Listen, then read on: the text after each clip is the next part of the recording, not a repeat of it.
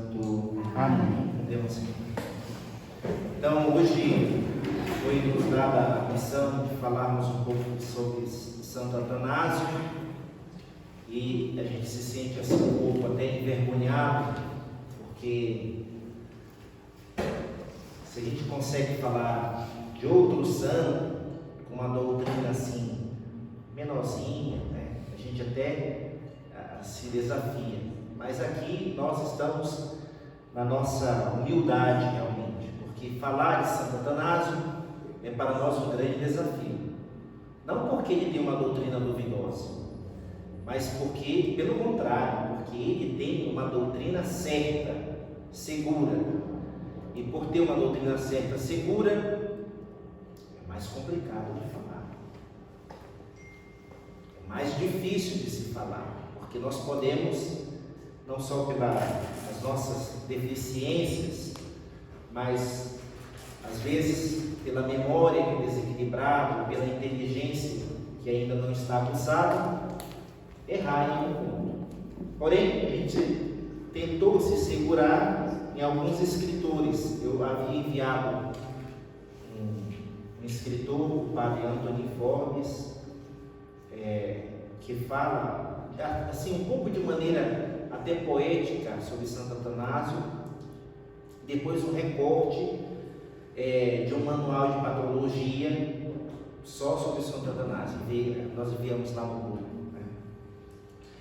O Centro Dom Bosco lançou uma publicação muito interessante do Michael Davis. Para quem não conhece, o Michael Davis tinha sido um anglicano que se converteu ao catolicismo e escreveu muitos livros em favor da defesa da igreja, da história da igreja, especialista na história da igreja. Mas eu não quis usar o Michael Davis por dois motivos principais.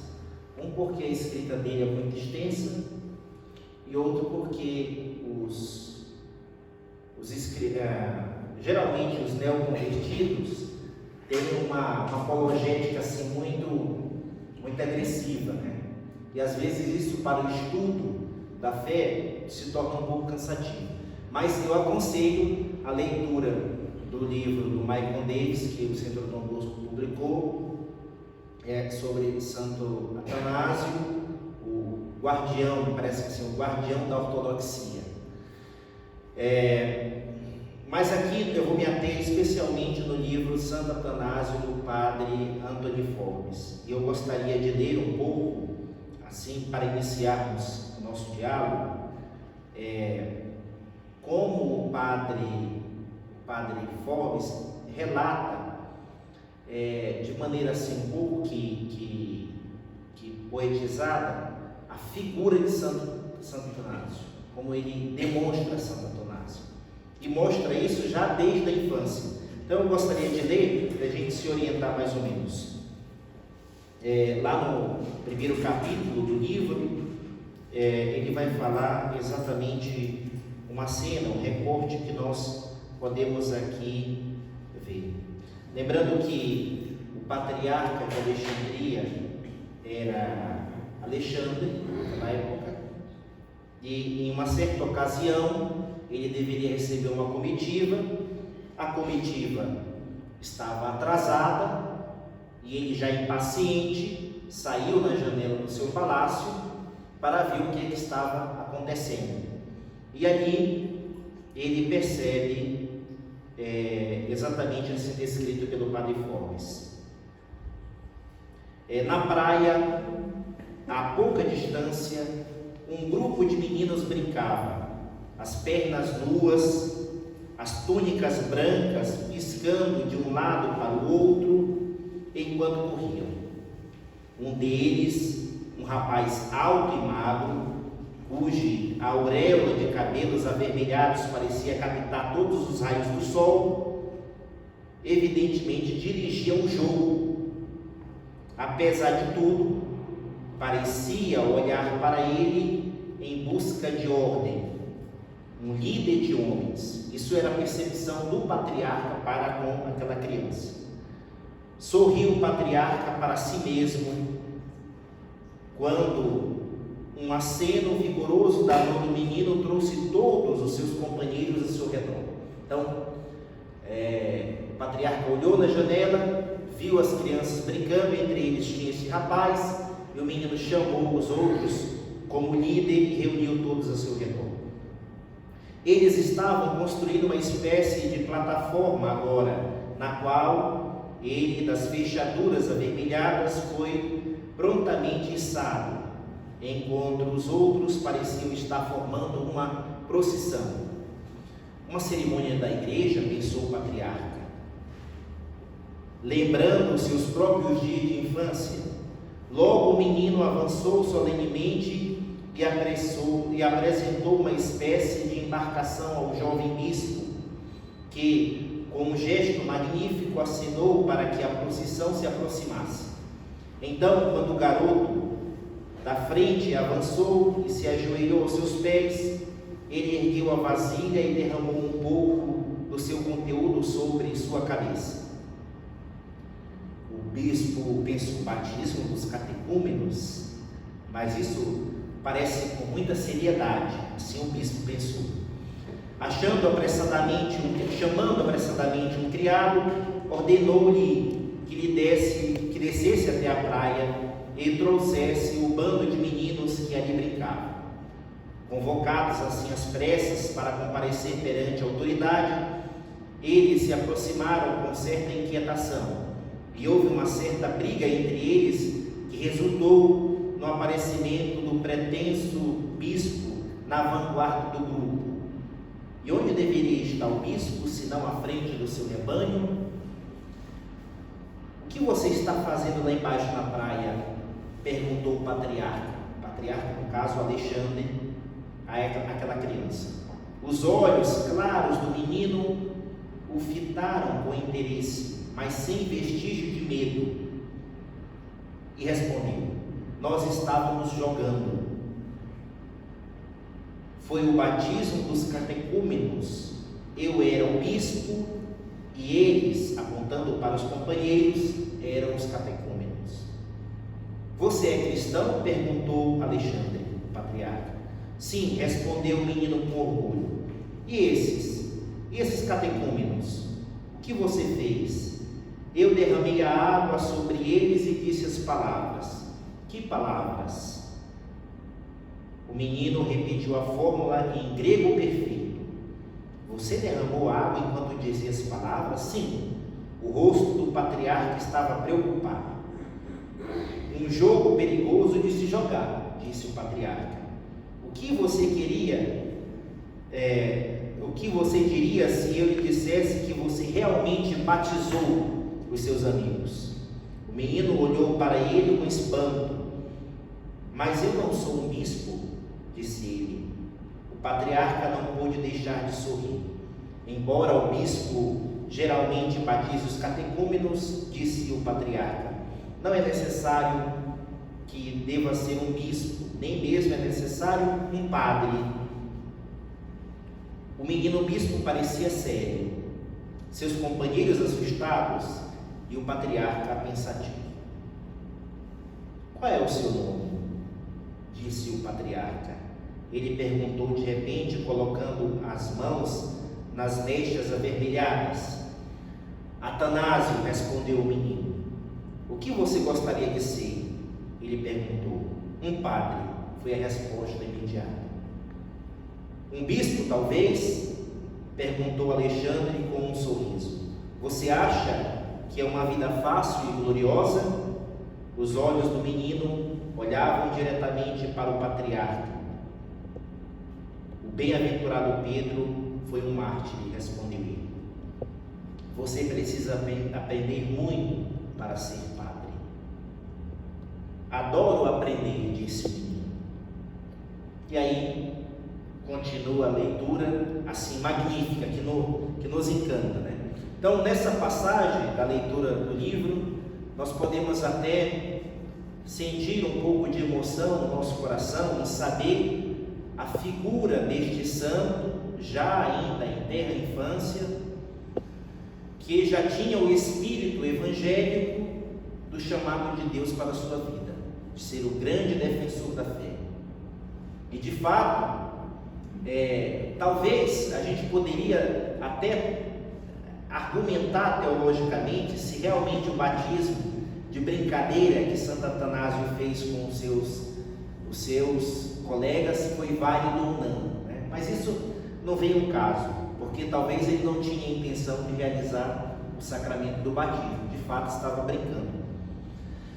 Mas aqui parece-nos perceber o espírito de defesa da fé que este jovem já tinha e de liderança que ele tinha, porque de fato Santo Atanásio não foi um pequeno líder, ele foi um grande líder na igreja, ao ponto de ser o único de sua época, ou o pouco daqueles que guardaram a fé na grande heresia ariana. E aí, na leitura do livro, nós vamos perceber, não só neste livro, como naquele manual de patrologia, como ocorreu o desenvolver da heresia ariana e como isso quase que acabou a igreja. Não acabou, porque nós sabemos que nosso Senhor prometeu à igreja que ela é infindável, inabalável, mas a igreja foi reduzida a ruínas, a pouquíssimos, com uma verdadeira fé. Ora, depois nós vamos ler novamente este mesmo autor, o padre Antônio Forbes, descrever novamente já a personalidade, a descrição física e como ele percebe Santo Atanásio no grande conceito, e também vai descrever a figura de Ario. Mas aqui nós podemos distinguir uma coisa: a heresia ariana negava especialmente a divindade da segunda pessoa da Santíssima Trindade, que Jesus Cristo era Deus. Aliás, que Jesus Cristo é Deus. Mas eles não faziam isso claramente. Não faziam claramente porque sempre a igreja teve esta fé. As heresias não são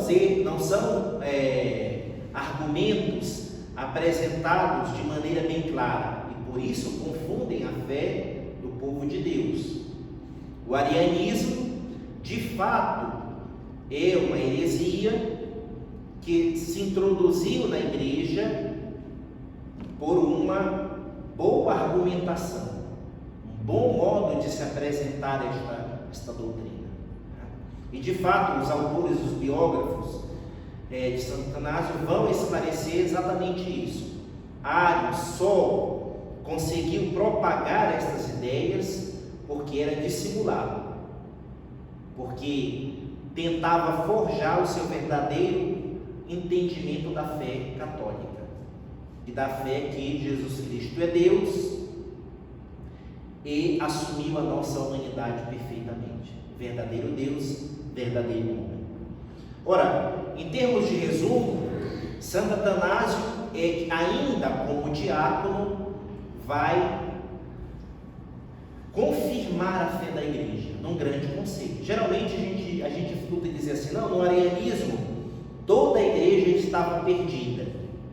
E aí a gente precisa entender que a heresia ariana se desenvolveu por vários e vários anos, e a nível governamental por vários e vários governos, né? Iniciando com Constantino, aquele primeiro imperador pagão que se converteu ao cristianismo, e depois numa série de revoltas dos seus descendentes, entre aqueles que aderem à fé e aqueles que perseguem a fé. Geralmente a gente escuta assim na história da igreja, né? Constantino se converteu e parece que dali todos os imperadores foram católicos. Não foi bem assim, né?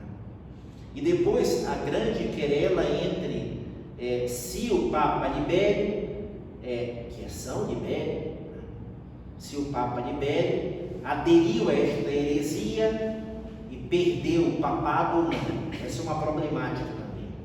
Depois nós vamos perceber que este Papa foi enganado. E é por isso que, de fato, é considerado santo na igreja. Mas vamos ver como o Padre Forbes relata isso, a história do Grande Conselho, e figurando um pouco da característica de Santo Atanásio e do heresiarca Ário. Deixa eu só encontrar aqui.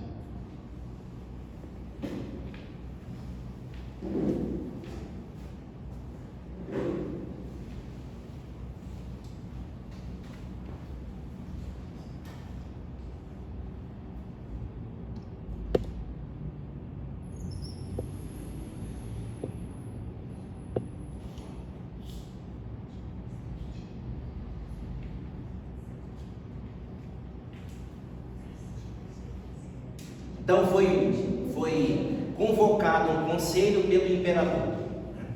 Havia dois grupos de teólogos, entre eles Ário e do outro lado, Ário representando os heresiarcas e do outro lado o patriarca Alexandre, que era bispo de Alexandria, já velho, e a sua soleira, um homem, o diácono Atanásio, aquele jovem que o patriarca, ainda no início do seu ministério, havia se encantado pela bravura de ser líder e de guiar os outros meninos.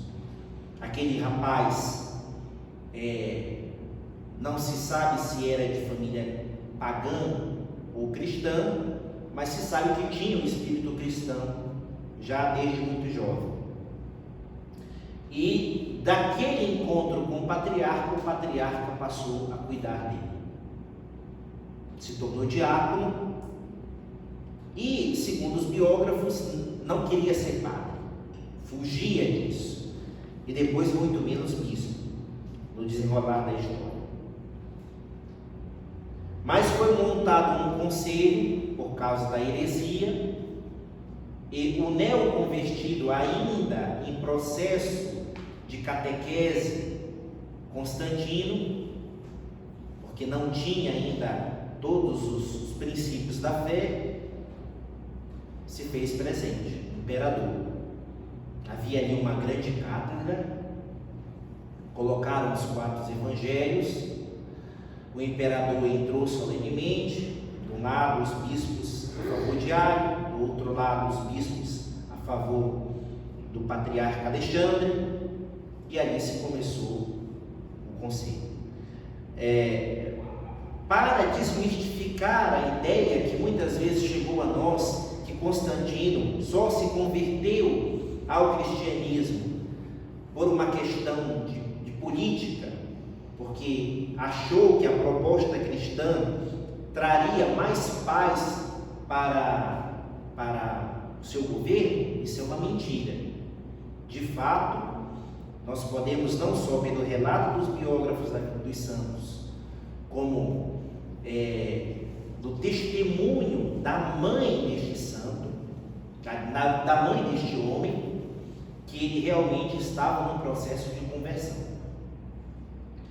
Mas, como todo neoconvertido tem as suas dúvidas ainda, Constantino tomou uma posição de humildade. Ele entra no conselho e sente-se meio envergonhado, porque ali estão presentes grandes homens da igreja, os bispos, e ele sente e despreza praticamente a cátedra preparada para ele.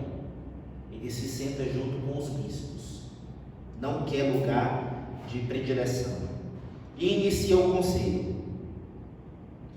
O Padre Forbes vai nos falar exatamente da característica de 2 homens principais: o patriarca Alexandre, que já velho, sem muita força para falar, na hora que pedem que ele se pronuncie, ele diz: não, quem vai falar é o diácono Atanásio. E assim o padre Forbes relata: há 2 homens naquela assembleia, para quem todos os olhos estão voltados. Um deles tem cerca de 60 anos, alto, magro e mal vestido, como quem leva uma vida austera. Uma mecha de cabelo selvagem cobre o seu rosto, que é de uma palidez mortal. Seus olhos são geralmente baixos, devido a uma fraqueza da visão. Ele tem um jeito curioso de se contorcer quando fala, que seus inimigos comparam ao contorcer-se de uma cobra. Ele é dado aos acessos de frenesi e excitação selvagem, mas tem, quando quer, uma maneira mais cativante e sincera, fascinante para homens e mulheres. Ário, o heresiarca. Então vejam que o autor quer colocar na figura de Ário esse homem assim perspicaz como uma serpente, que às vezes mostra a sua maldade e outras vezes tem a sua esperteza. Outra pessoa sentada em uma cadeira baixa ao lado do patriarca de Alexandria é magra, loura e jovem.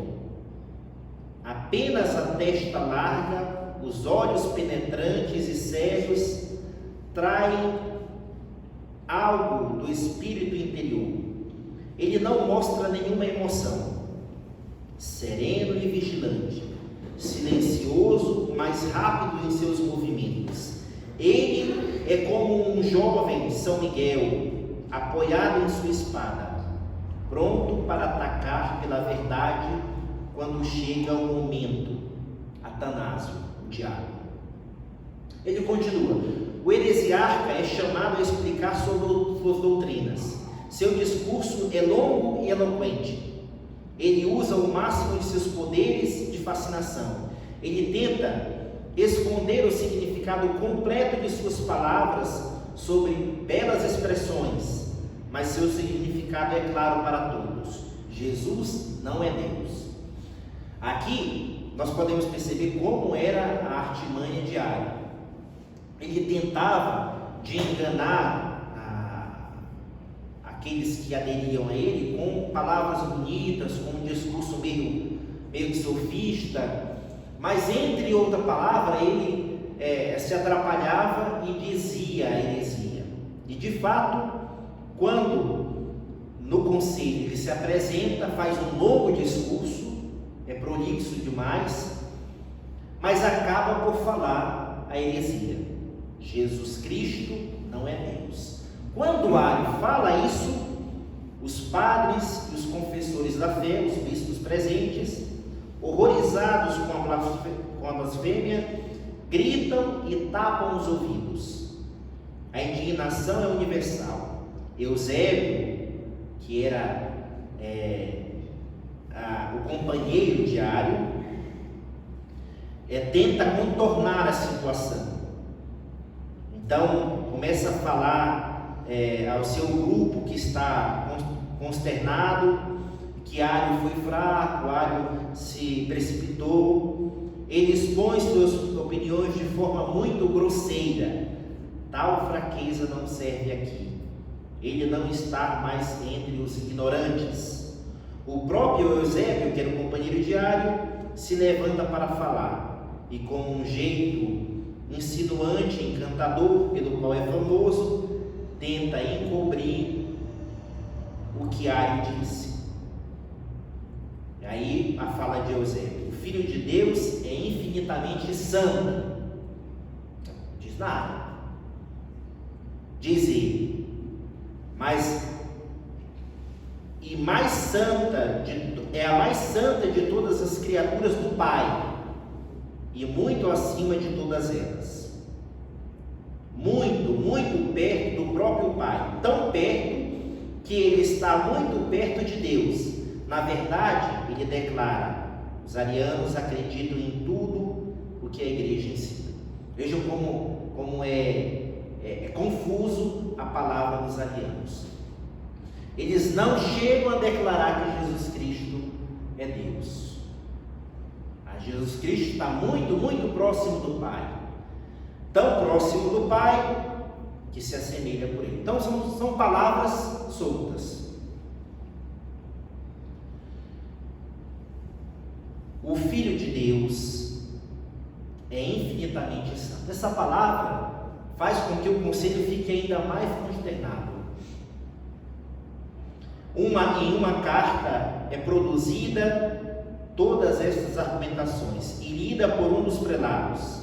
Foi escrito pelo próprio Eusébio para o amigo, cheio de heresia, mostra mais claramente o duplo trato do bispo ariano e seu partido. A indignação começa e a carta é despedaçada na presença do conselho. Até Eusébio fica envergonhado, mas outros, para substituí-lo, começam a continuar a falar as heresias. O silencioso e vigilante em seu posto está o jovem que está destinado a ser o campeão da fé, por todos os anos conturbados que virão. Ele ainda não falou, mas agora Alexandre faz um sinal, patriarca já idoso. A espada brilha de sua bainha. Ai daqueles sobre quem seus golpes cairão.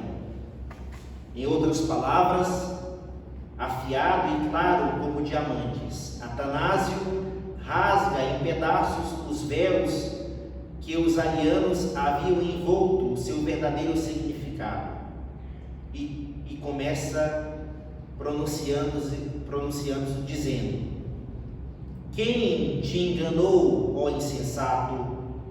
Ele pergunta para chamar o Criador de criatura. Ele pergunta a Ário. Ele é o campeão de Cristo, o campeão da verdade. Os bispos maravilham-se com suas palavras, que são como que inspiradas. Eles agradecem a Deus que levantou um baluarte tão forte contra o erro. Os olhos de Alexandre estão brilhantes, e para isso que ele viveu, para anunciar a fé, defender a fé. Ele sabia como seria. O trabalho de sua longa vida está quase no fim. Ele pode ir agora em paz.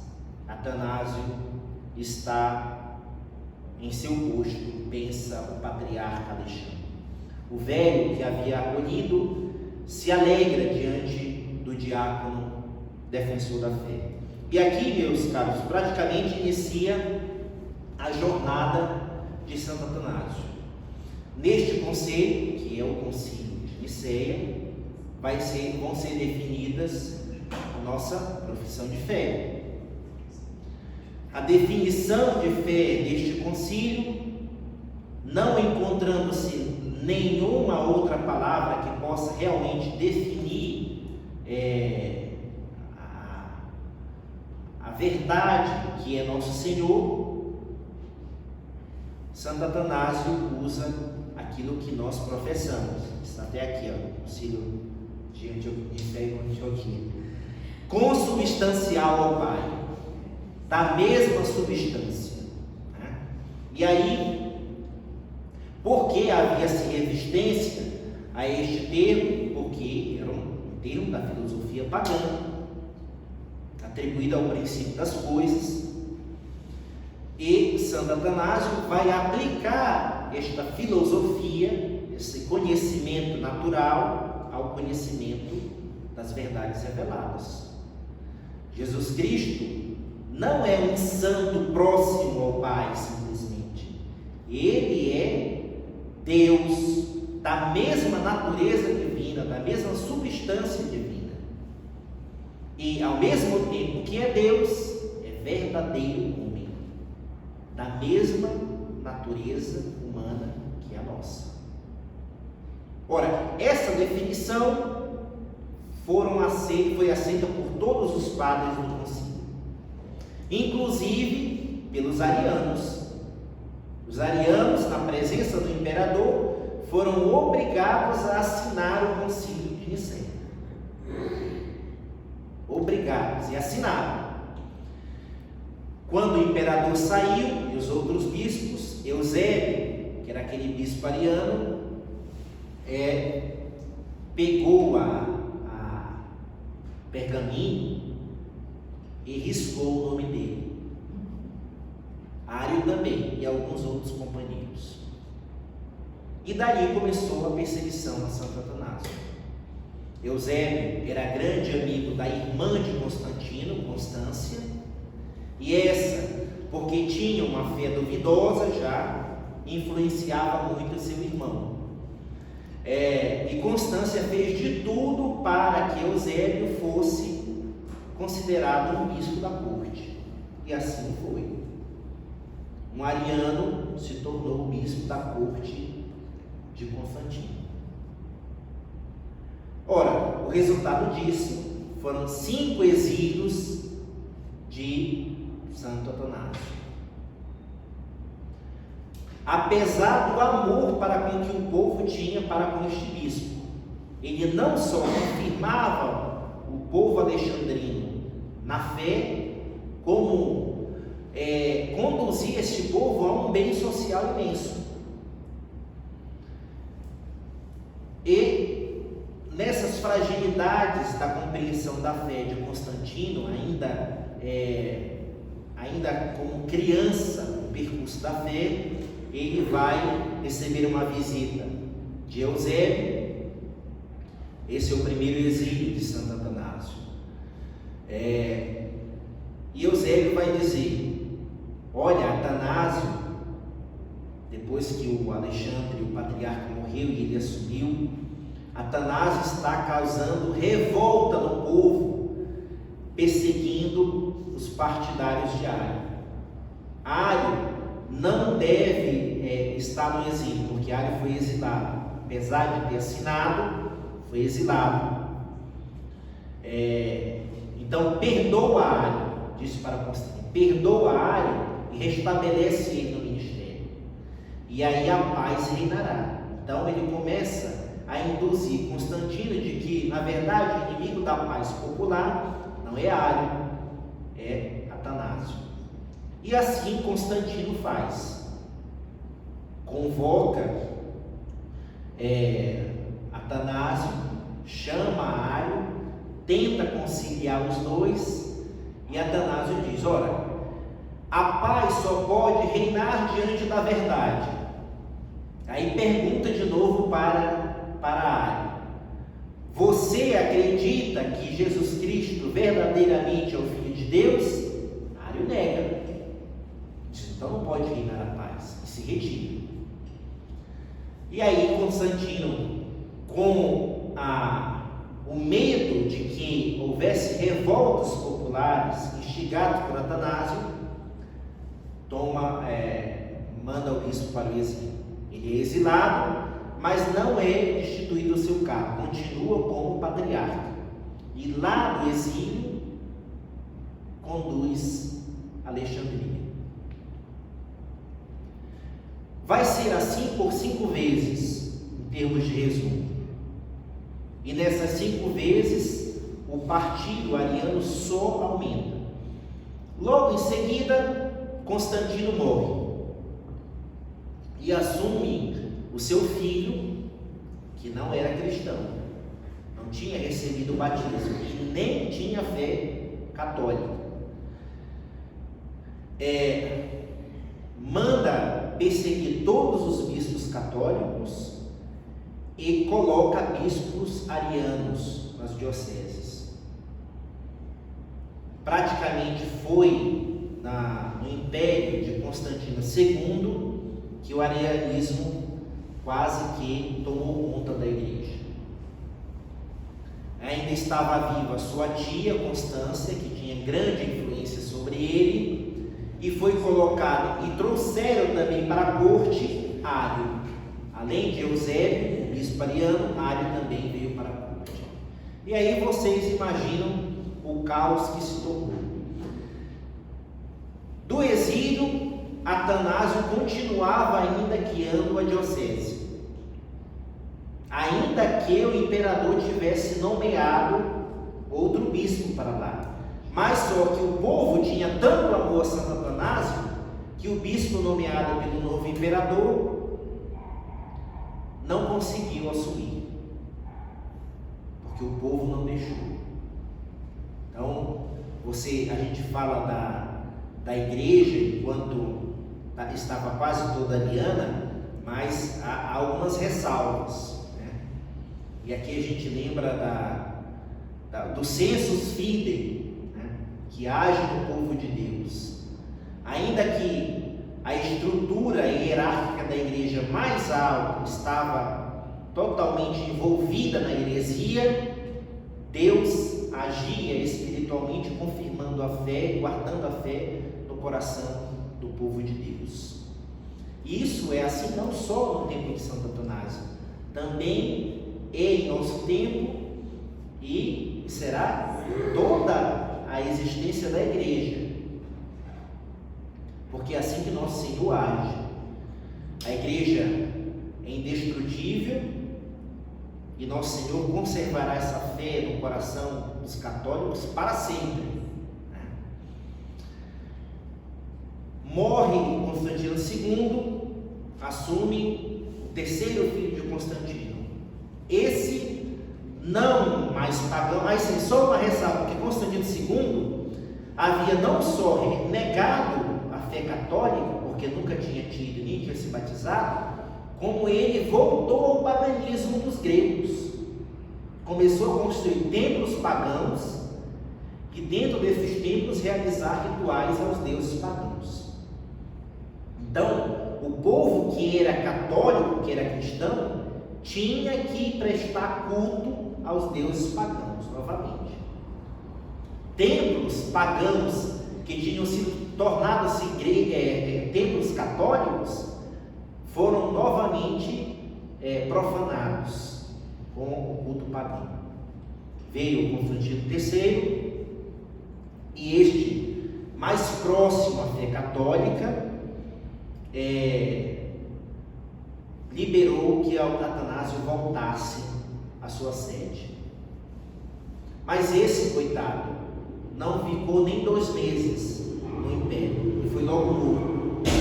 Na viagem de Atanásio para Alexandria, o outro que assumiu já era pagão novamente, e ele não pôde entrar na cidade, ficou aos arredores.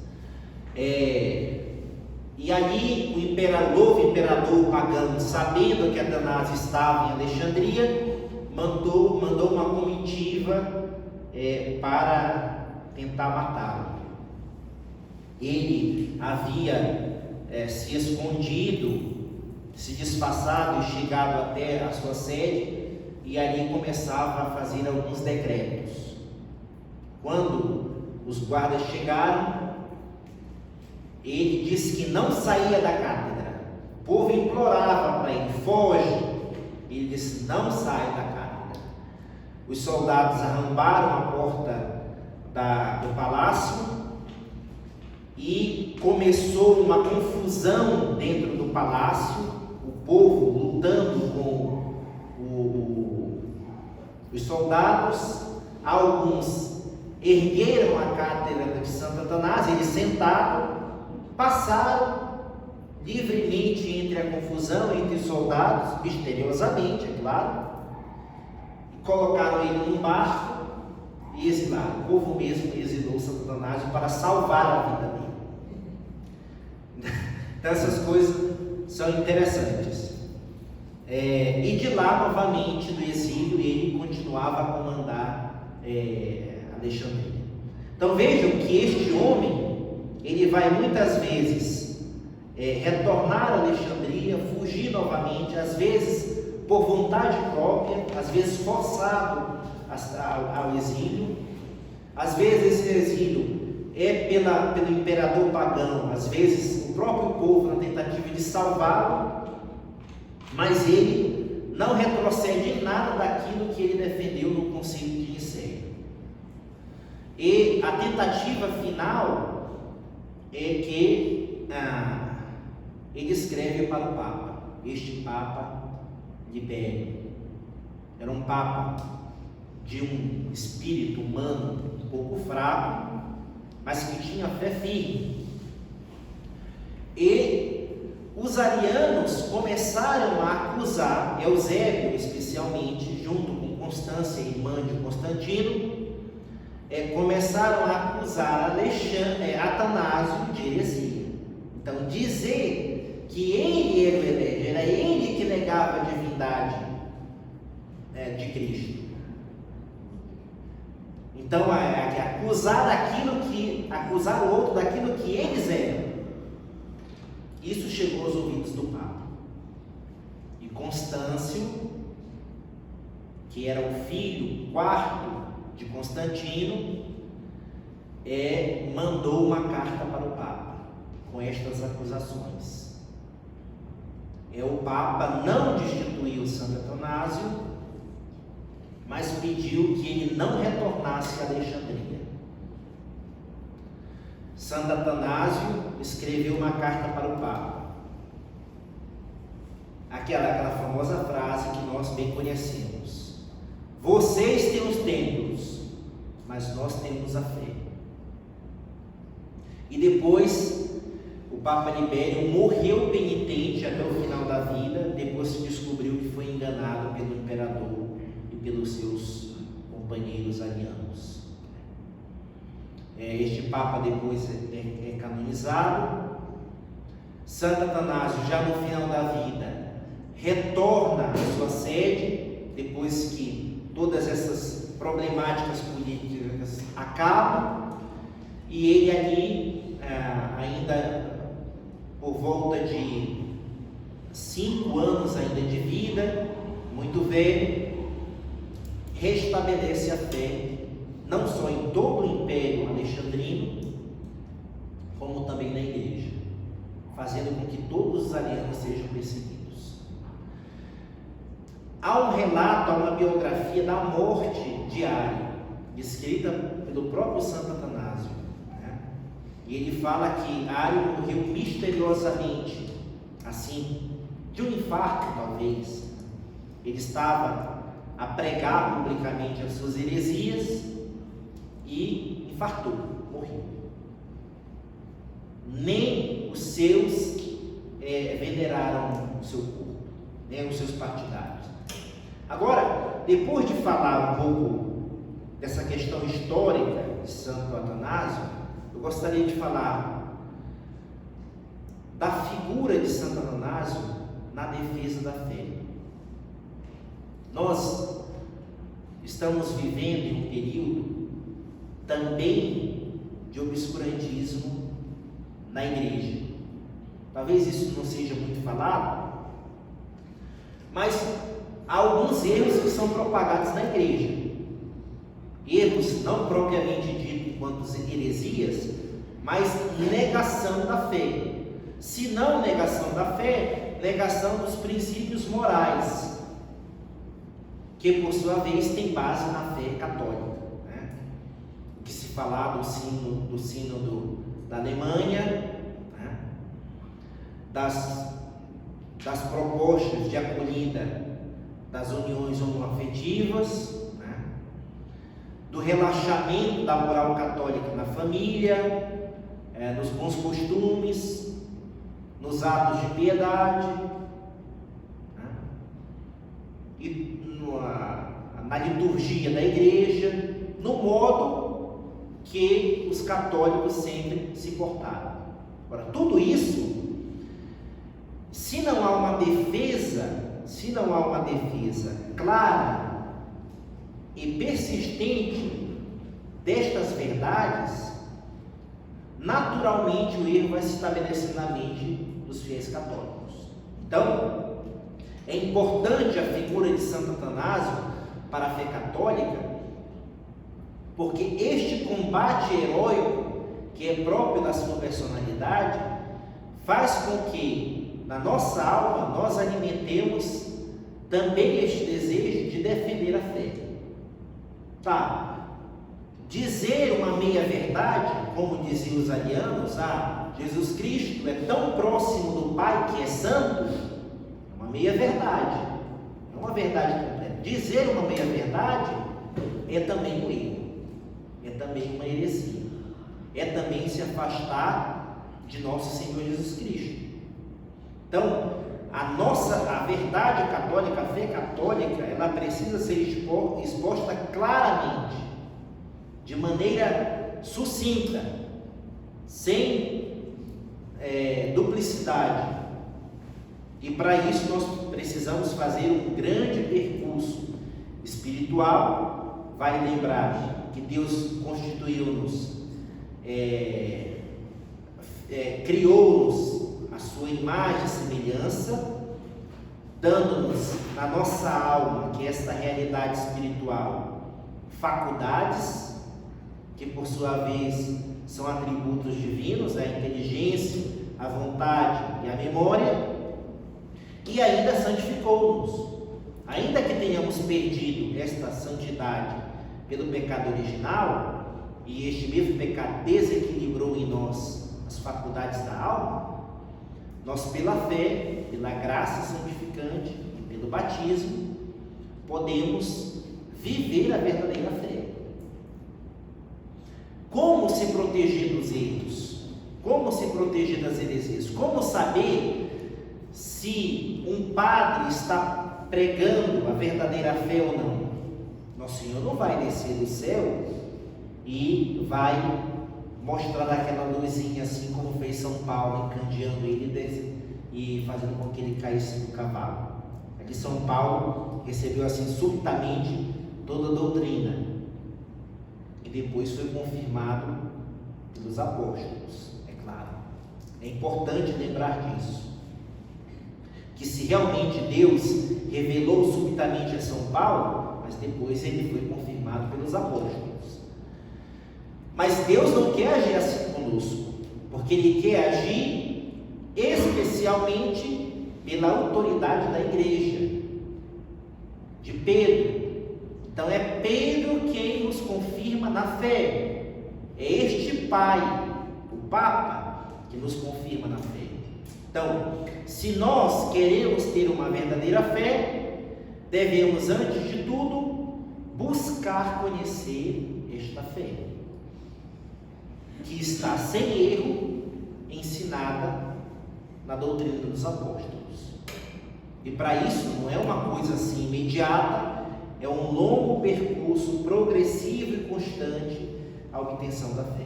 Por isso, meus caros, o que vocês estão aqui fazendo, enquanto, como é o nome desse, né?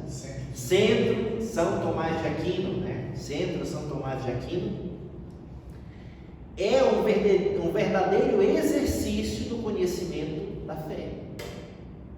Os católicos, por natureza, devem buscar a verdade, devem estudar a fé católica. Não espere que o seu anjo da guarda vai nos iluminar a mente e revelar todos os segredos da fé. Não é assim que Deus quer agir. Deus quer agir especialmente pelo esclarecimento daquela faculdade da nossa alma mais nobre, que é a inteligência.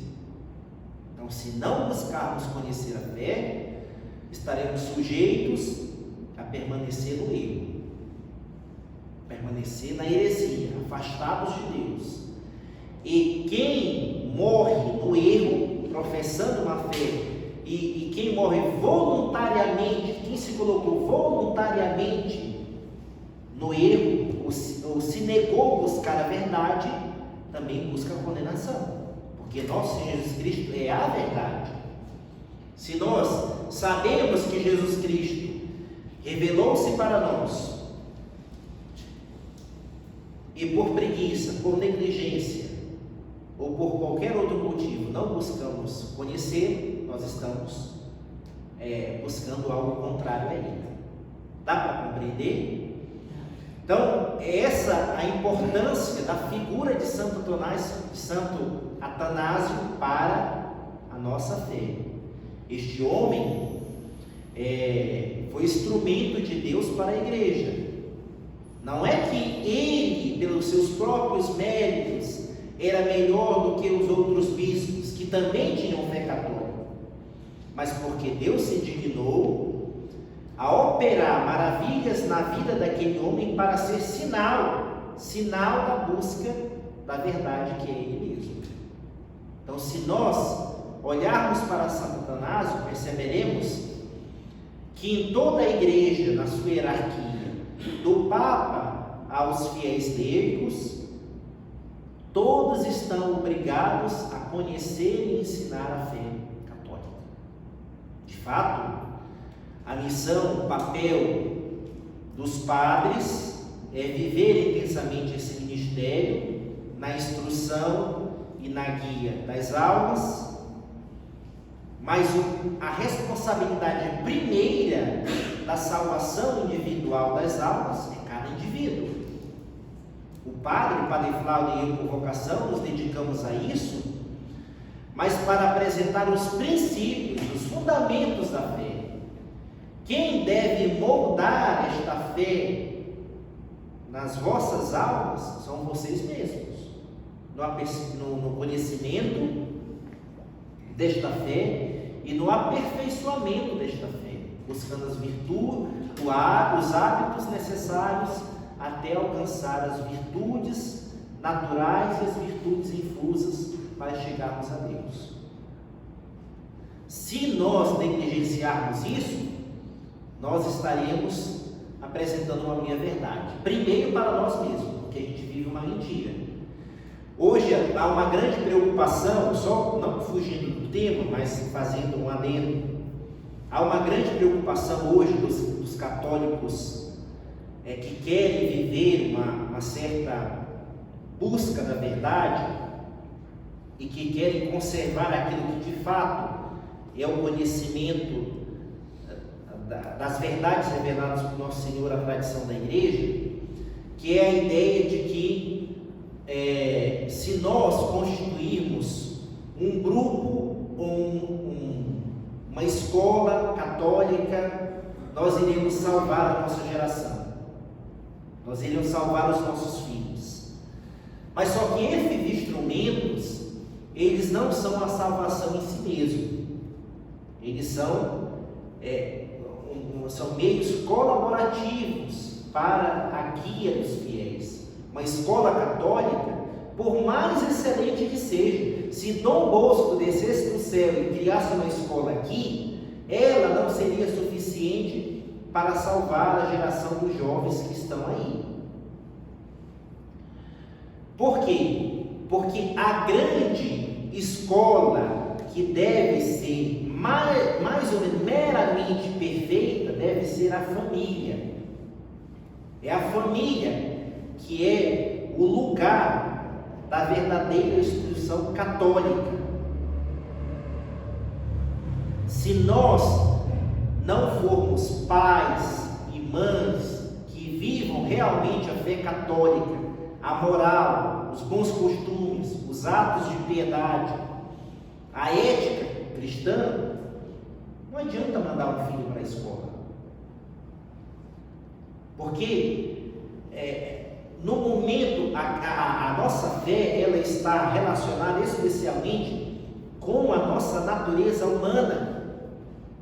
Então, vejamos bem, se uma criança que está numa família católica e ali os pais querem buscar a perfeição, mas por algum motivo os pais começam a brigar, começam a discutir, começam a dar contra-testemunho, apresentam a fé católica, mas não vivem, e aí colocam uma criança numa escola católica. Lá a escola é boa, ensina tudo, cultura católica, o modo de se portar, o modo de agir, os conhecimentos gerais. e a criança é bem formada. Mas no dia que aquela criança ou aquele adolescente se deparar com algum erro da sociedade, ela automaticamente vai criar uma sinapse daquele comportamento afetivo que ela recebeu em casa, ou aquela briga, ou aquele maltrato, ou aquele contra-testemunho, ou aquela preguiça de rezar. E isso vai criar uma esquizofrenia na alma da criança. E ela começa a pensar, do adolescente, começa a pensar que a verdade não dá para ser seguida. E é exatamente isso que acontece na nossa sociedade. Porque não é verdade assim tão radical que as nossas famílias estão totalmente destruídas. Há um esforço dos católicos de educar os seus filhos, mas educam com uma certa fragilidade, sem viver a moral católica, sem viver os bons costumes, sem viver as práticas de piedade cristã. E isso é muito prejudicial para a educação dos filhos. Por quê? Porque essas experiências negativas vividas em casa, mesmo que elas sejam instruídas na fé, irá fazer uma confusão na hora do confronto lá na sociedade. Na hora que ela se deparar com a ideologia de gênero, na hora que ela se deparar com o feminismo, com o marxismo, enfim, com todas as ideologias que aí nós conhecemos. Dá para entender? Então, a fé católica deve ser vivida na sua integridade.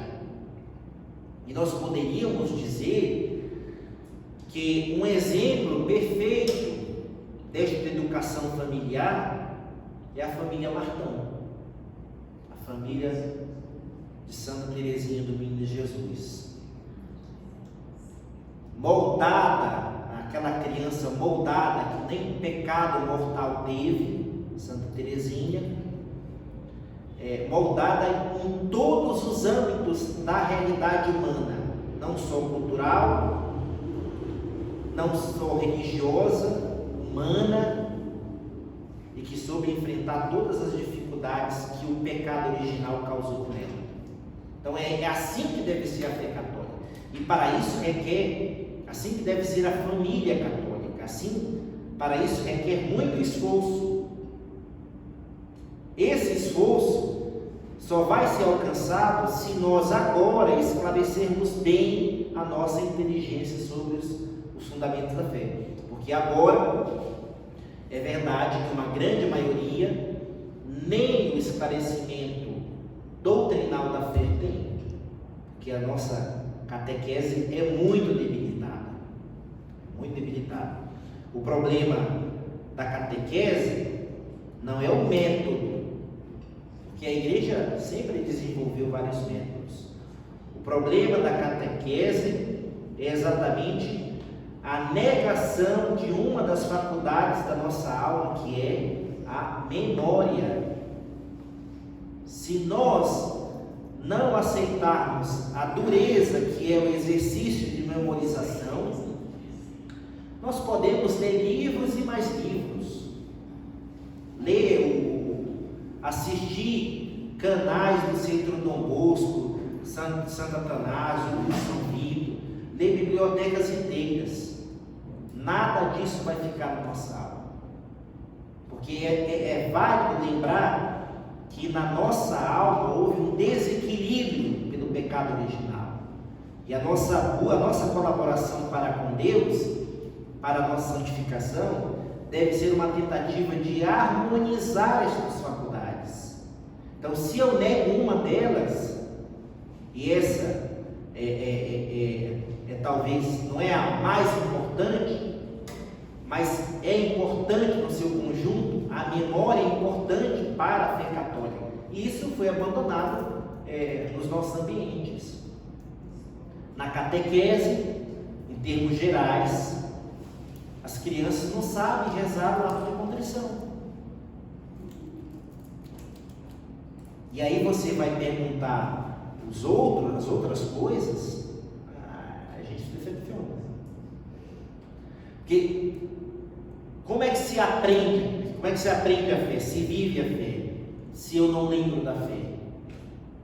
Como é que eu vou seguir os 10 mandamentos se eu não sei quais são os 10 mandamentos? Se eu não consigo lembrar, se toda hora eu tenho que consultar o manualzinho dos 10 mandamentos. Então é um desafio muito grande. Isso, toda uma geração inteira, eu me lembro que na escola usavam até em tom pejorativo, que era decorar. Ninguém pode decorar, porque decorar não aprende. Quem decora não aprende.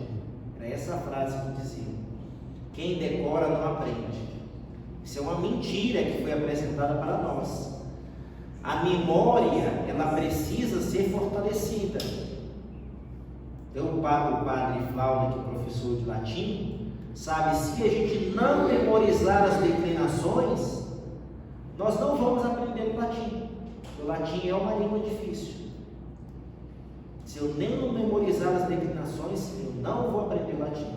Eu posso até interpretar o modo de pronunciar as palavras, né? Eu sei que C com X forma alguma sonorização e eu vou interpretando, mas aprender o latim eu não aprendo. Então é um grande desafio.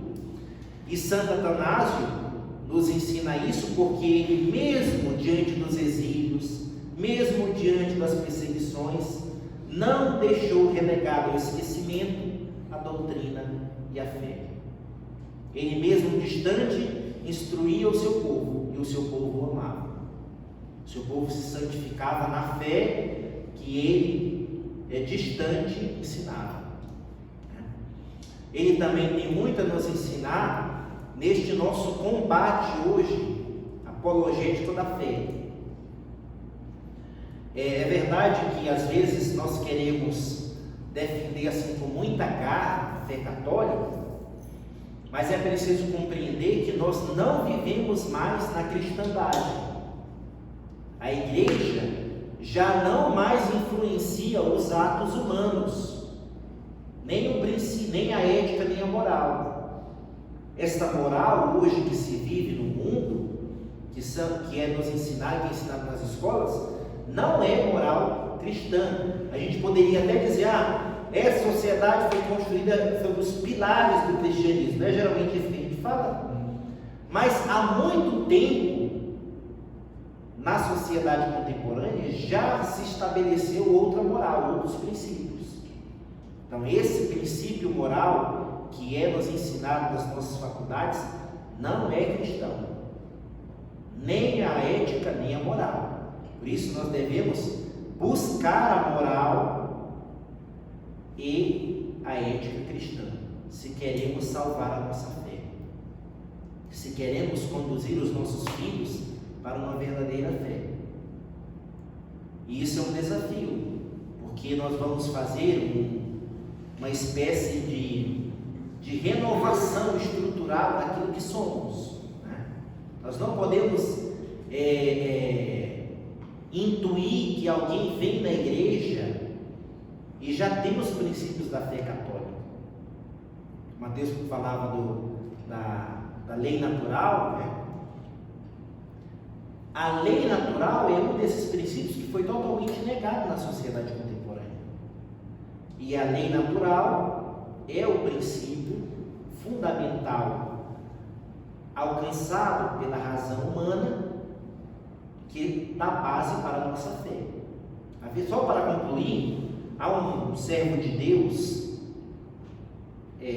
Johannes, que foi missionário na Papua, na Oceania. Ele foi nomeado, ele foi por muitos anos delegado apostólico do MSC, Missionários do Sagrado Coração de Jesus, a congregação dele. Foi superior dessa congregação e depois foi missionário na Papua, depois foi delegado apostólico. Na Papua havia uma religião primitiva, naturalista, que praticava aborígenes, né? e tinha aquela falsa cultura aborígene, né? Naturalista. Quando este missionário chegou lá, ele praticamente catequizou, como os jesuítas aqui no Brasil, catequizou todos os aborígenes, batizou, crismou, casou. 10 anos depois, estes homens que receberam o batismo e a crisma, isso no pontificado de São Pio X, ele começou a perceber que estes homens não conseguiam abandonar as suas práticas aborígenes. Não conseguiam. Ele voltou a Roma e pediu ao Papa, se pudesse, uma permissão de iniciar um novo método de evangelização. O Papa permitiu.